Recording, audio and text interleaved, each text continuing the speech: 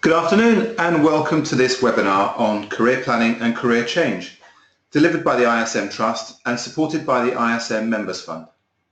I'm Nick Gendler. I'm a career coach and I've been working with people across a wide range of industries and levels, employed, self-employed and freelance for a number of years. I've been working with musicians through the ISM and other organisations on a one-to-one basis as well for a few years now. So hopefully I've got some idea of the concerns that you might have. If I don't cover everything that you're interested in, please ask a question. Before we start, a few technical points. You should be able to see my PowerPoint presentation, and if you're here at the live broadcast, you should be able to see me. You should be able to hear me, but I can't hear you. So if you have any questions, please type them in the question box, and I'll answer as many as I can at the end of the presentation. The webinar is being recorded and will be available to view on the ISM's website at ism.org/webinars. Today I'll be talking to you about some of the options you might consider for finding more work within the music world, as well as outside the music world. Clearly, as I said, I can't tailor this to your individual needs, but I hope you'll still get plenty from it, and from any questions that you ask, I'll hopefully be able to answer later. Before we get into it though, let's just put a little bit of context into place. The world of work is constantly changing. There's no more such thing as jobs for life, not that there ever probably was for musicians.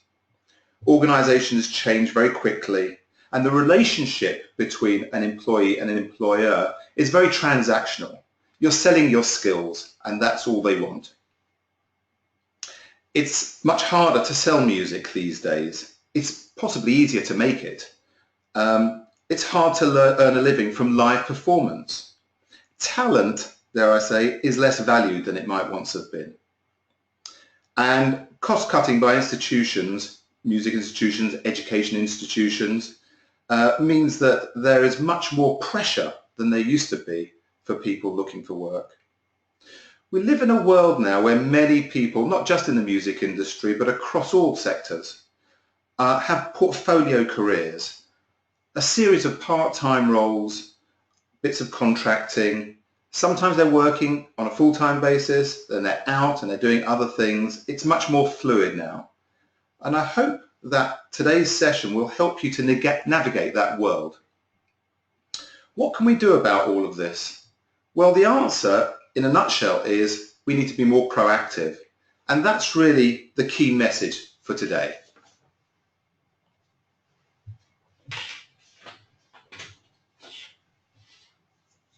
Proactivity means dealing with the things that we can influence and trying not to worry about the things we can't. Stephen Covey, who is an organizational consultant, American, in his excellent book, 7 Habits of Highly Effective People, and I must say I'm not a big fan of self-help and these kinds of coaching, but as it happens, 7 Habits of Highly Effective People is an excellent book. Stephen Covey talks about the circles of concern and influence. And this model helps us to focus on what we can influence.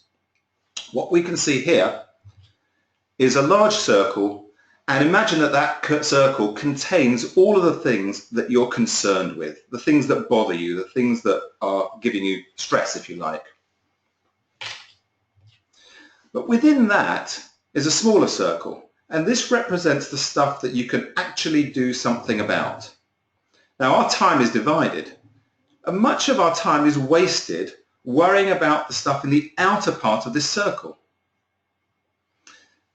The things that we have little power to influence. In effect, that time is spent moaning. But if we focus on the things that we can influence, then we become much more effective. And when we affect something, change happens. And when change happens, in accordance with how we wish it to change, then opportunities arise for us.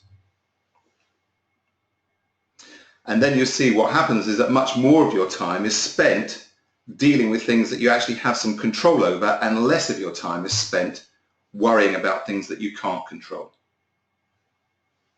Here's a simple example. Let's just imagine a strange world in which cuts mean that schools are diverting budgets away from music education. I know it couldn't happen in the real world, but there you go.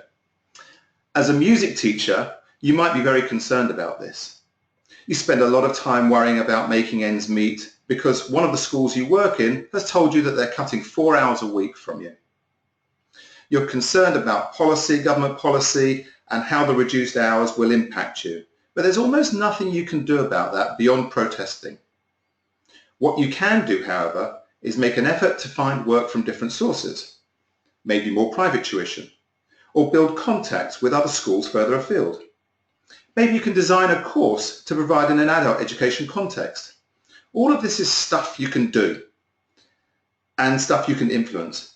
And in so doing, you're interacting with people. And through those interactions, you meet other people or are inspired by suggestions or ideas that people might offer you.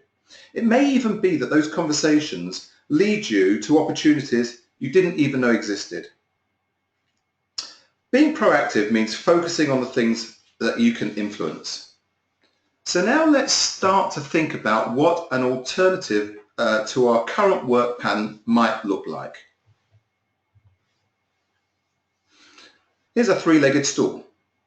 The ideal job is like a three-legged stool. So it consists of, firstly, tasks that we are good at. So these are our technical skills, perhaps they're your ability to play an instrument, and your transferable skills. And I'll come back to transferable skills a little bit later on. The second leg of the stool are tasks that we enjoy doing. Sometimes you might find that you enjoy doing tasks that you're not so good at. Don't dismiss them, because often they are important in the world of work to have a range of activities, and if you're doing things that you actually enjoy, that makes for a happier job experience. Also, we often are good at the things that we enjoy, and the things that we enjoy we're often good at. The third leg of the stool is working in an environment that's aligned to our values. Now, no job is truly perfect, but this is what we're aiming for.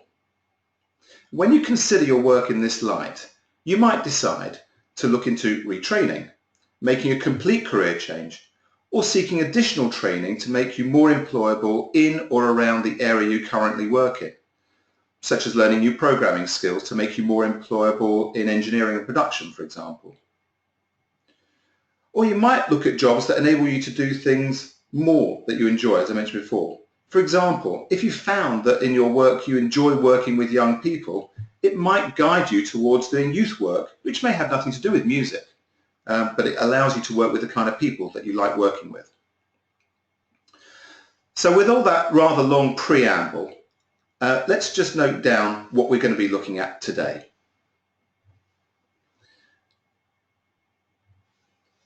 Firstly, as I said before, we'll look at how you identify transferable skills. This is important because transferable skills are actually your key to selling yourself into any job, both within and outside the music industry. We'll also look at some of the practical aspects, such as how to navigate the job market, the fundamentals of creating a good CV, and being systematic in the job search process. So I've mentioned transferable skills a couple of times already. What do we actually mean by that?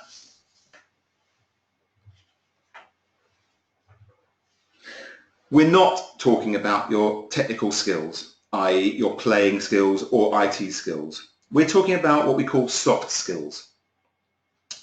Soft skills are things like tenacity, analytical skills, patience, persuasion, listening, being punctual, or having good attention to detail.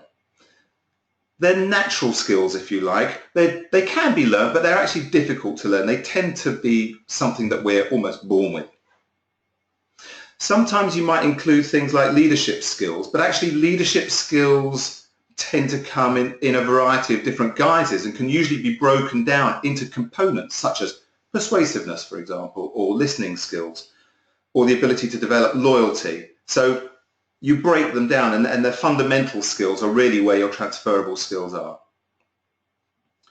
Now, these soft skills are what make you good at what you do, what make you a success in an organizational setting.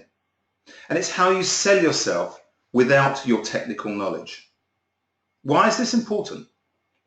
Well, imagine two drummers going for a job in a band. Both are equally good at playing and both have equally good kit. One is, however, a little more organized, perhaps very well organized, while the other is clearly friendly and has a facility to encourage and inspire. Who's going to get the job? Well, it depends on what the band needs most. Someone with organizational skills or someone who can bring inspiration. But for the drummers, it's important for them to know what they bring to the situation so they can promote themselves with those capabilities. The point is really, it's not the technical skills that really get you the job. Because your technicals, when you're applying for a job, it's assumed that you will have the technical ability. A band employing a drummer or looking to employ a drummer will have a number of applicants, and unless any of those applicants are sort of really off the beam, they're all going to be able to play to an acceptable level of competence, or most of them will. What's going to make the difference is the soft skills. Those are the skills that are going to make the difference between whether the band wants them or not, and it's about the fit and whether they gel with the rest of the group and they are offering other skills that the group wants. More than that, if those drummers are going for jobs outside the world of music, then the transferable skills become even more relevant. An office manager is not going to be interested in how good they are at drumming, but will be interested in whether they're well organized or good at motivating others around them to succeed.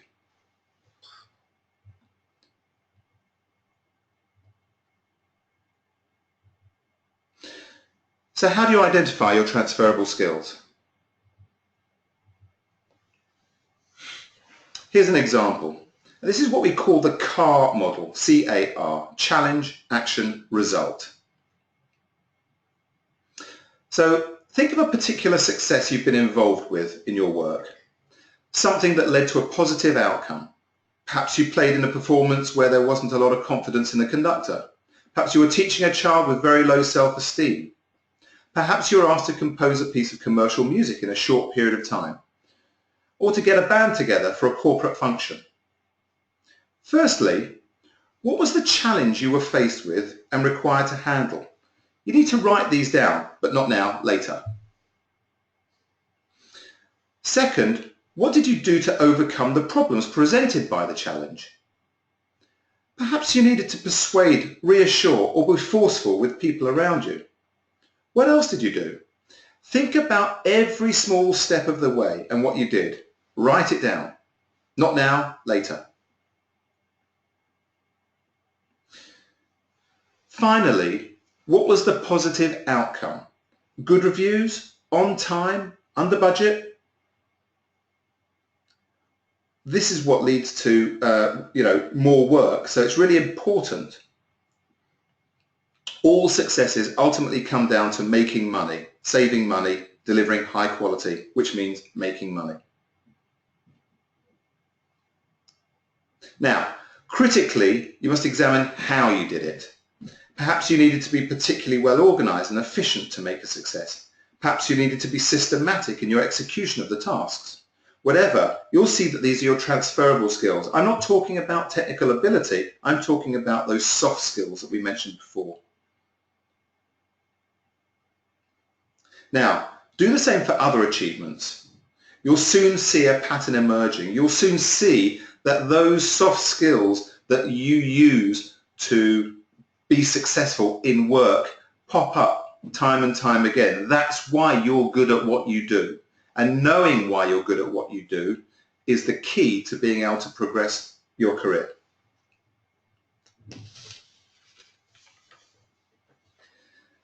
It helps you to assess whether you'll be suitable for certain jobs.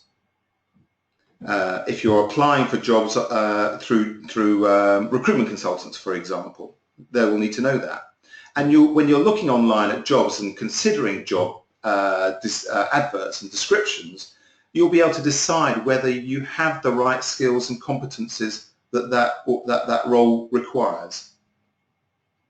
If, for example, you find that your skills are in contacting strangers, building relationships, maybe you could find work in a call center. If you find that you thrive on tasks that have very clear targets, maybe sales is something that you could do with. The exercise is also really useful for when you go for job interviews because you're very likely to be asked to give examples of past achievements. And if you're moving from music into another world, you need to be able to show how those achievements are transferable, how something you did in the world of music is relevant to the new industry that you're looking to get a job in. What I'd like to do now is look briefly at different ways by which people find work. There are four basic ways by which people find work. They can be set out in a grid like this, where on one axis you've got proactive or reactive ways of operating in the job market, and on the other you've got direct and indirect approaches to the employer. So, direct means your approach is straight to the organization that's employing people, whereas indirect means that you're introduced to the employer by some kind of third-party individual or organization. Reactive means you're responding to a call for candidates in some way, whereas proactive means you're engineering your own opportunities without the knowledge of whether that organization is seeking to employ. Let's look at each of these in turn now. First, we'll look at the direct and reactive approach. Reactive means that the vacancy is already out there and you're responding to that call. Direct means that you're dealing directly with the employer and not through some third party. Examples of this are when you respond to a vacancy advert placed by the employer itself, maybe in a magazine, newspaper, trade press, that kind of thing, or perhaps the careers section on their website.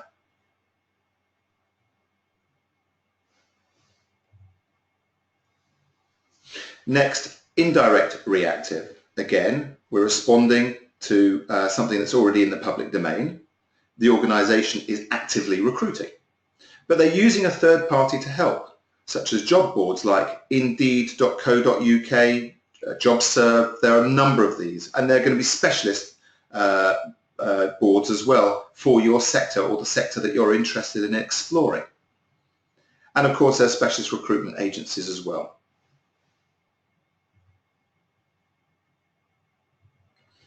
The third way people find jobs is the direct, proactive approach. So this is where you might approach a potential employer without knowing if they're looking to employ. It's proactive. You don't know what's going on. They're not advertising anything as far as you're aware. You believe you have skills that might interest them. It's a very long shot because the chances are that at any given time they're not looking to employ someone with your particular abilities.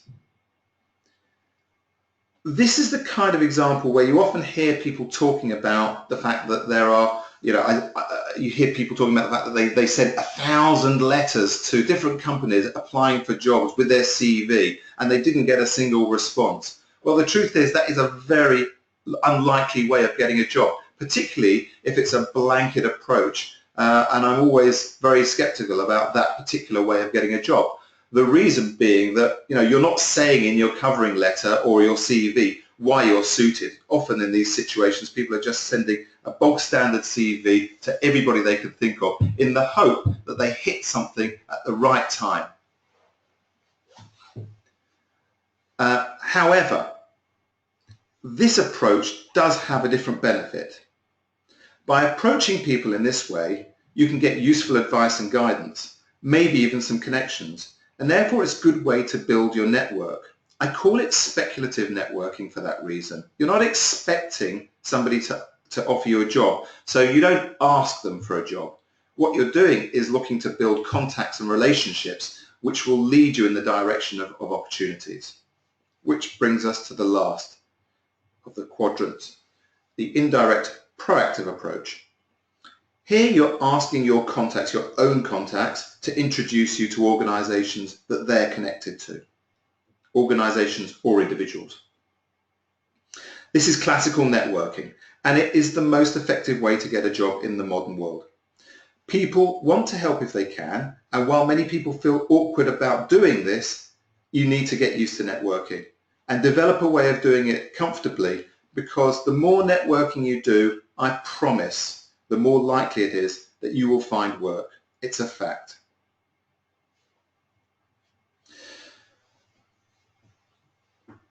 All of these 4 approaches are worth doing. Most people tend to concentrate their time on the reactive, the top half of this grid.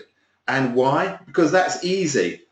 You check the website, see if there's anything, you fire off a CV, you check the recruitment agencies or the job boards and send a CV in response to the ads, and then you sit and wait. It's very easy. The problem is that you can take care of that in a very short amount of time. And then you're sitting waiting for the phone to ring. In other words, you are being reactive. You're not being proactive in the market. Whereas when you're doing the things at the bottom of the grid, the speculative approaches and the networking, you can be as busy as you want to be, and you can create your own opportunities that way. And that's the way to go.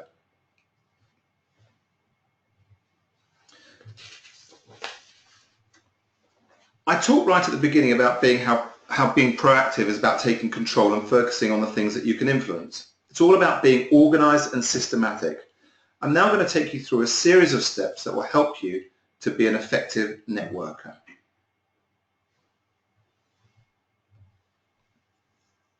The first step is to create a list of the people and organizations you wish to target. Here are some examples, but they could be outside the music industry if that's the direction you're heading in. There are various sources of target organizations, including online directories. You just need to scoot around Google and you'll find all sorts of lists. And within your own industry, you may well have access to closed or privately held lists. Next, you need to approach these people. Email and telephone are usually the best ways to do that. Whatever you're more comfortable with is the key to this. You need to briefly explain who you are, how you're connected to that person, if you were, and ask for a meeting, preferably face-to-face, for just 20 to 30 minutes, in order to discuss their needs to see if you can help. Now, if you're looking to work in a completely new area as a career changer, then the conversation you'll have is slightly different. Here, you're asking for advice and guidance about the new area of work. In the process, you're showing how you feel your skills are relevant, seeking feedback on that, and again, building your contacts in this new area so that hopefully at some point you're led towards an opportunity. The truth is, it's a slow process, and you're unlikely to get a response straight away. So you need to keep records so you know where you are up to with each person that you're approaching. I normally think that you want to try somebody 3 or 4 times. If you keep hitting a brick wall, move on. Otherwise, you're just going to get a bit depressed about the fact that you're not hearing from them. Keep the thing flowing. Keep your pipeline growing.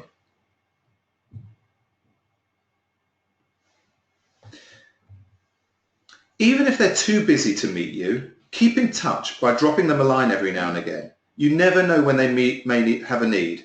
Think about the situation many of you may have been in, where you're perhaps, you're a performing musician and you've got various venues that you've worked in from time to time. And you come, sometimes they want you, sometimes they don't want you. The likelihood of you getting work in those venues is more when you are at the top of their mind. So keep in touch with them, keep that relationship warm, and you'll find that the opportunities arise for you. The same thing works if you're approaching people for the first time. They may not have a need for what you're offering at the time, and therefore may not want to have a meeting because everybody's busy. But if you keep in touch with them, then there may be that they're reminded of you at a time when they do need you. And that would be much more likely that they'll be in touch with you under those circumstances if you've kept that warm relationship going. Last point I want to say about this is don't worry about what they might think. I work with so many people around networking, and the biggest barrier people have is their own fear. What might people think? You're a salesperson, and salespeople have thick skin. Just remember that. You're looking for work, and there's nothing to be ashamed of. It doesn't mean you're no good because you are just not in such high demand that you don't need to ask for opportunities. Very, very few people are in that situation. Only the lucky few at the very top of an industry are in this position. Everyone else needs to ask for work. If you don't ask for work and you wait for people to find you, it ain't going to happen. You need to be in people's faces, but not so much that you're annoying them. And remember, it's not the person who is best at the job who gets the job. It's the person who's best at getting the job who gets the job. Let me repeat that. It's not the person who's best at the job who gets the job. It's the person who's best at getting the job that gets the job. Let's work through a case study of a person who's looking for more work in the area of music education. The first step is to gather lists of schools, local education authorities, music education hubs, that kind of thing. A good source for schools, by the way, you possibly know this already, schools and LEAs, is www.schoolswebdirectory.co.uk. I'll repeat that if people want to note it down. www.schoolswebdirectory.co.uk. And the Arts Council website, if you search on the Arts Council website, you'll find you're able to download details for all of the music education hubs in the country. Now, having gathered your lists of target organisations, you need to identify those in the area that you want to work in. And by searching on their website or using other search terms on Google, try to discover the name of the senior manager or the director of those institutions. It's always, always best if you can identify an individual person to approach rather than dear sir or madam. Find the name of the person you want to talk to, and if you can get their direct email address, that's really the best way of getting their attention. Clearly, if you know somebody with a connection to that person, then ask them for the introduction. If it's a school, the head of music or head teacher would probably be the people to aim for. One thing I will say, whatever the organisation that you're aiming to get a contact with, you're more likely to be referred down the chain than up. So aim high. You're more likely to get referred to the person you need to talk to by their senior than by their junior. Next, you want to approach those people with a view to a face-to-face meeting. I mentioned that briefly before. Face-to-face meetings are much, much more effective than telephone conversations or email dialogue. And the reason for that is that you actually build a relationship with people when you can see them face-to-face. They remember you more. You build rapport. And rapport is really what we're talking about. If we go back to the very beginning of this conversation, and I was talking about the importance of transferable skills, rapport is the key. When it comes down to the final decision about recruiting people, normally, as I said before, most people who get to that stage, the last few, are all competent. They can all do the job. The one that gets the job is the one that is able to build the rapport, the one that is able to persuade and convince the employer that they're the right person, that they're going to fit in. So face-to-face meetings are how you build that relationship, how you build that rapport. So do try to do it that way if you can. It's worth the investment of traveling as well if you're considering that. I mean, obviously, you've got to make the judgment depending on how far you're going to be traveling. But if you can travel, I would say it's worth the investment. You make a much better impact that way. Keep notes of how far you've got with any particular person as you go through that process. As I mentioned, so maybe 3 or 4 attempts to get a response before leaving it. But then perhaps try again in a few months' time if necessary. If you feel that's a really good organisation for you and you really think it's worth your while building that relationship, don't give up completely. As I said, this does feel daunting for many people, but if you do it, you will quickly get used to it and you'll quickly reap the benefits. I can't tell you the number of times I've worked with individuals who have taken quite a few weeks or months to find their next career challenge, their next job. And when I've said to them, when they finally got their job, I say to them, and what was the tipping point? What was it that you did that got you there? They said, It was when I started networking. So please, that's the best advice I can offer you. I really mean it. Now, let's move on a little bit. It's very likely that at some point in the process, you're going to be asked for your CV. And that's especially the case if you're responding to job vacancies already out there, the reactive approach I mentioned before. So let's spend some time looking at CVs. Not a lot of time though. I don't want to go into too much detail because there is an awful lot to say about CVs and we really don't have time for it here, but I'm quite happy to perhaps take a few questions on that later on if you want. First thing to say is that there are plenty of templates online to give you an idea of how a CV should look, but a word of warning.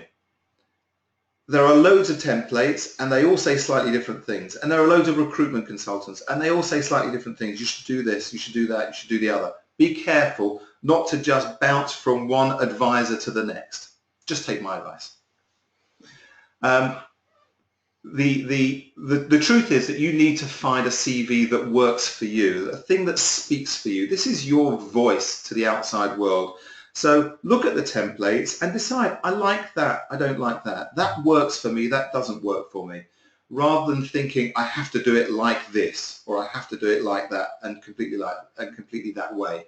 Find a voice for yourself through your CV, because that's what the CV is about. The CV is all about trying to project who you are to somebody that can't see you or talk to you. While we're on the subject, if you want, I have a workbook and there's my email address. Email me, let me know how you heard about me and request a copy. In return, I'll send you the CV, but I'll also stick you on my database and send you a very occasional newsletter. Very occasional. I won't bombard you with junk mail, I promise you. And my newsletter is usually some useful advice about job searching. So if you want the CV, you do that. CV workbook. It's called Create a Great CV. For now, I'd just like to say that the best CVs, to my mind, are the ones that are full of facts, rather than opinions and claims that you can't substantiate. They're CVs which define you. For example, you might say, I'm a guitar teacher with over 10 years experience working in schools, community groups and with private individuals. That's an opening phrase you might see in a career summary at the top of a CV. And it's a truthful phrase for those, obviously, that are guitar teachers. Use terms that respond to the call that the job description has put out. So if they say, we're looking for an experienced guitar teacher, you say you're a guitar teacher. If you also happen to be a piano teacher, then you'll say, I'm a piano teacher. The idea is that when you put that profile statement at the beginning of your CV, you're adapting it to the job that you are applying for, so that the reader sees it and they say, that's great. That's exactly the kind of person I was hoping to get a CV from. And they've just given me the straight facts. I'm going to read on. That's what you want them to do. You want them to say, look at me. I'm the kind of person you wanted to get CVs from. Here's mine. Read on. Find out more about me. And then the next step is to try and set yourself apart, because believe me, you're not the only guitar teacher with over 10 years experience out there. They're going to get a lot of CVs from people who are equally competent at that fundamental level of the job. So how are you going to set yourself apart? Well, you might also tell them something else about what you've done. If you know it's with the school, for example, you might tell them that you've been a musical director for several theatre productions, and you might have composed the score to accompany a school's film project or a pantomime or something like that. In other words, they may not have asked for those particular competencies, but by telling them, you're making yourself a little bit more interesting for the employer.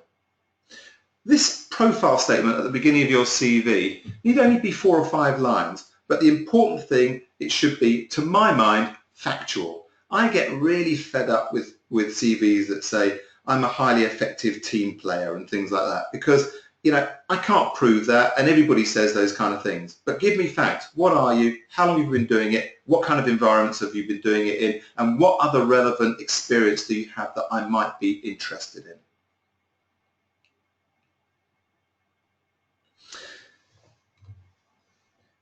The next part of the CV that I think is really important to think about is when you're describing your work experience going back over time, as most CVs do, and there are different types of CVs, so don't worry too much about that at the moment. Most CVs, and the kind of CVs that people like to see, are what we call the classical reverse chronological CV, where you talk about your work experience going back in time from the present date. The key for that part of it is to focus again on your transferable skills and your achievements. That's the message for today's webinar. Focus on your transferable skills and achievements. Show in your CV that you make a difference for the organizations you work for. And this is especially important if you're looking to change your career to any degree. You need to demonstrate that you add value wherever you work. You can't just go to a job, for example, in a shop and say, please take me on because I'm a really good violin player. That won't mean anything. So think about those transferable skills we talked about before. And in your CV, you might want to talk about and give bullet points demonstrating that with the challenge and the result part of it. Remember we talked before about challenge, action, result. Well, you don't need to go into any detail about how you did things at this point. That's going to take up a lot of space on your CV. All you need to do to get their interest in you is say, this was the problem and this was the outcome. This was the benefit that I brought to the organization. And if you focus that, you can keep a nice tight 2-line bullet point that will interest people. And when people read CVs with that kind of information on it, they see an effective, focused person rather than somebody who rambles around and doesn't really know what they're trying to say. What was the problem? What was the outcome? That tells them that you are effective and focused and commercially oriented, to be frank. And that brings us now to the last point I really want to make today before we go to questions. And that point is on prioritizing. Most people I work with, especially creative people, are great at coming up with ideas, but they're not necessarily so good at bringing them to fruition. And that's a real challenge. It's mainly, I think, because creative people have so many ideas and they're trying to work on them all at the same time. Or what happens is they start on one of their ideas, they hit a brick wall, things go a bit slowly, then they have another idea and they drop the first idea and they're into the next one. And then soon find years have gone by where they've got all these half-started, half-completed projects that nothing really has come to fruition. And that's why they struggle when it comes to making ends meet, frankly, for a lot of people. So you need to be organized and systematic if you want to see change happen in your work. Oops, sorry, didn't mean to go back. So, first thing is to focus on the short-term need. If you're struggling to make ends meet, the priority clearly is to get money in. Your longer-term dream may have to wait because paying the bills and putting food on the table is the most important thing that you have to do. That's only my opinion, of course. You may think of it differently. So you may need to think about the quickest and easiest way to get money. From all your ideas, what do you know, all the things that you can do, what do you know to be the easiest way for you to bring income in?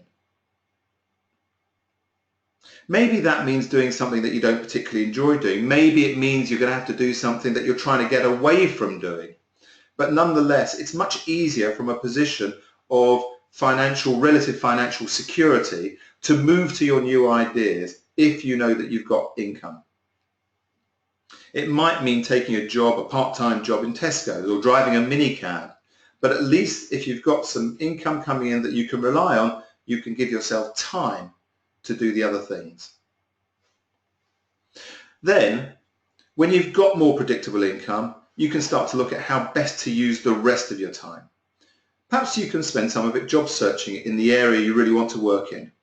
Or else you might decide to invest in your long-term grand projet, the one that may take ages to reap a big benefit, but equally may end up not being a success. Now, I understand that there are risks and that sometimes you just need to take those risks, but try to do it from a position where if it doesn't come off, at least you'll still have a roof over your head.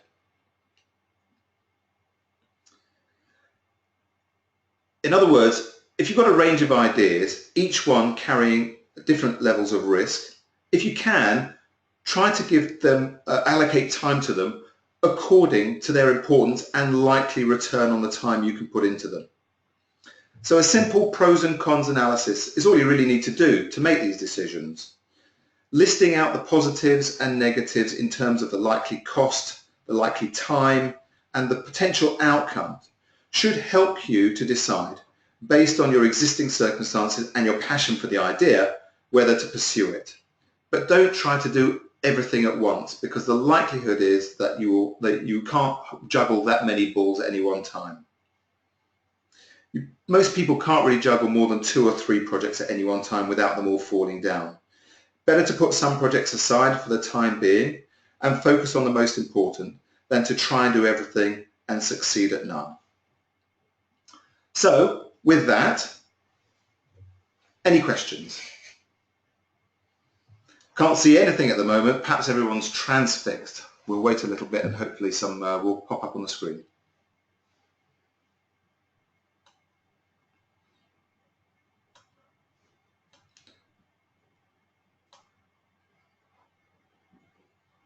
Any comments? You don't have to ask a question. You could just make any comments or observations.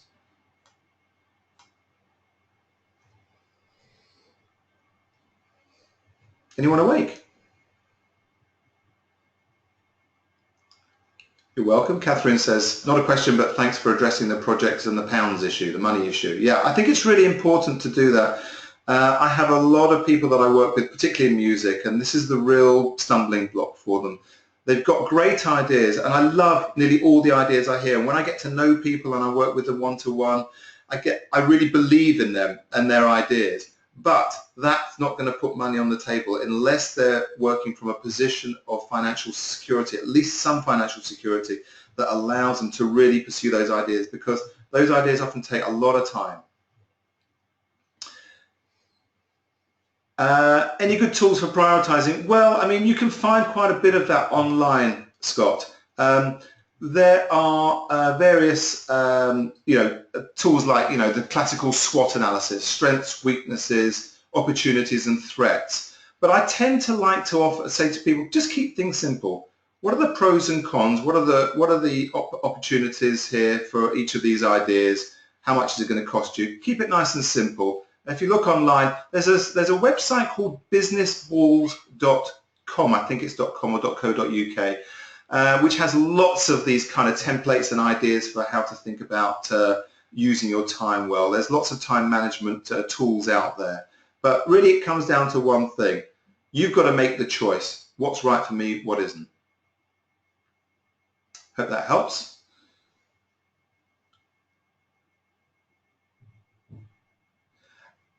Yeah, thanks, Catherine. I see your point there about keeping things in balance. And you're not alone. I can tell you that. I do work with a lot of people who are struggling just to keep themselves, on balance.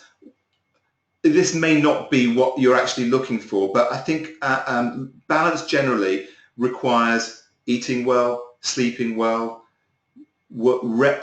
spending time with friends and family around you. It sounds a little bit self-helpy kind of thing, but honestly, these are the kinds of things that are really important. And if you have people around you that can support you, you're getting the right kind of rest, you're not panicking too much, but giving yourself time to get outside. Exercise is really important. All of these things, I really feel strongly about exercise as it happens.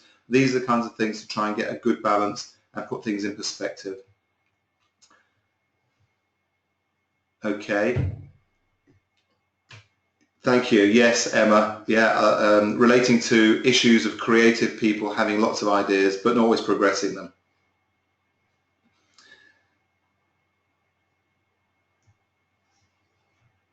Good, Marissa. Marissa says, this has been really useful for me. I'm in a bit of a rut career-wise at the moment, so this will hopefully spur me into proactive action.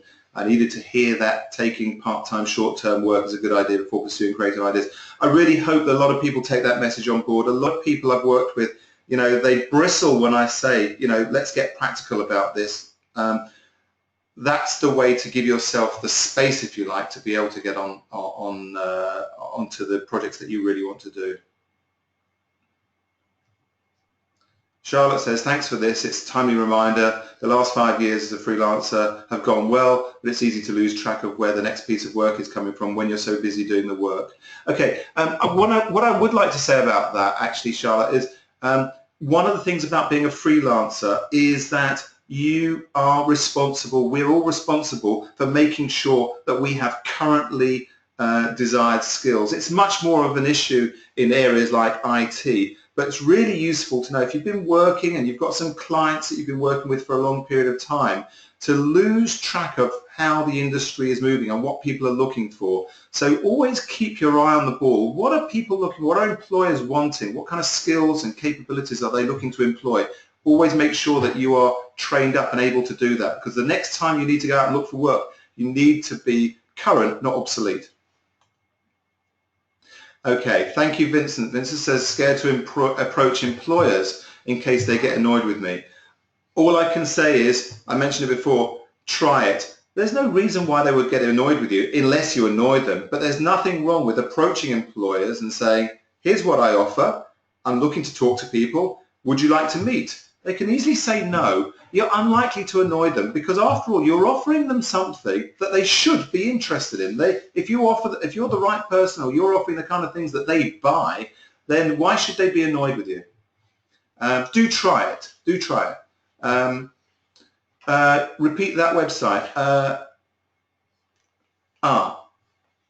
Is it the ISM website that you're talking about, Christina? You say, could you repeat that website, please? The ISM website is ism.org/webinars. Was it the Business Balls website, which is literally that, Business Balls, BUSINESSBALLS.co.uk or .com, but you'll find it easily, and it's a fantastic resource of all sorts of useful information about being self-employed, amongst other things. So Marie says, in my experience, I haven't had much chance to give my CV and musical opportunities yet. It seems it's not how it actually works. Yeah, I mean, it depends. I mean, I'd need to know a little bit more about the kind of work that you look for. Many organisations will only be going on word of mouth, and its introductions, and the CV is not that relevant. CV is just a tool to, it's like a handshake, if you like, and some job that you go for, some organisations want to meet you, they want to know what you're about rather than see the CV. So it depends. I don't know what kind of approaches you've been making, how you've been looking for jobs. That will also have an impact.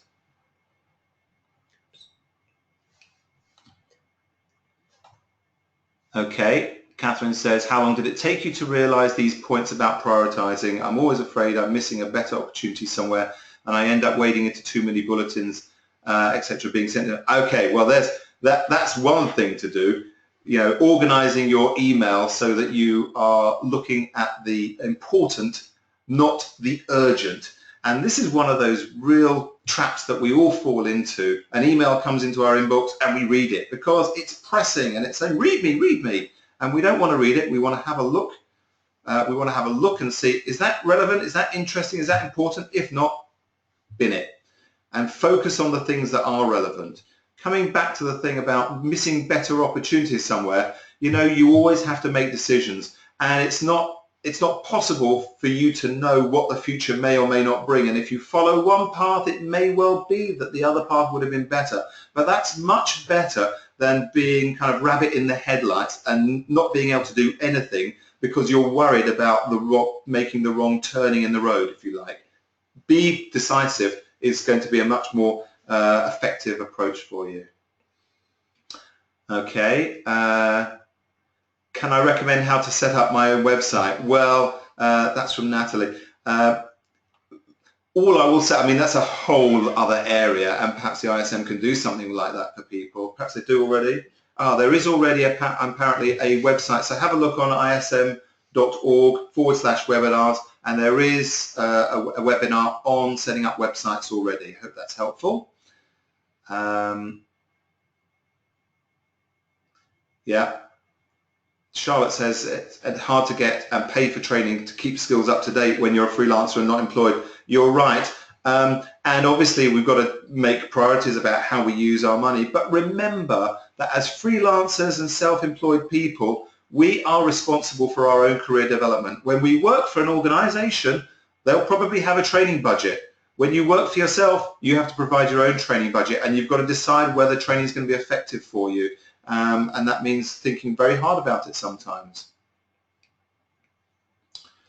Okay. And Cadwine says, any tips on approaching head teachers who don't seem to have priority when taking on extracurricular music activities? Yeah, it's a problem that a lot of people working in schools, and indeed one of the reasons why people are leaving the school environment, because it's just becoming low priority now.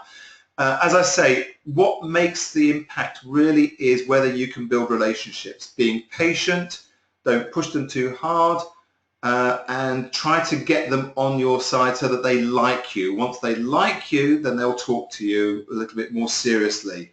So make the effort to introduce yourself gently, offer them time and place at their convenience. Can I come along and meet you at your school? Just talk to you for 20 minutes. I'd like to find out what your school is doing in terms of music provision. Perhaps I can offer you something which is going to be cost effective for you.